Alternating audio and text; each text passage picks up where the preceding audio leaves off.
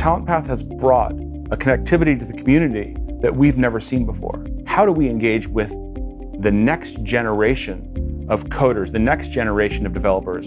How do we partner with the evolution, not just of MINDBODY, but with the next generation of people who are going to be engineering our product for our future customers?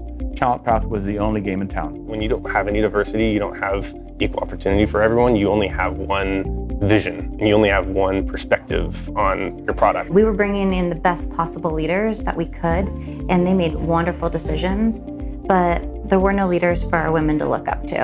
And I knew that one of the only ways that we could build that funnel of our future leaders was to proactively be sourcing diverse ethnicities and genders to build that pipeline. I'm most excited about seeing people from my own community get access to opportunities with companies like MINDBODY. We are a company that focuses on wellness, and our ability to connect people to wellness depends on our ability to understand what people need to consume, how they think about wellness, how they think about fitness, how they think about beauty.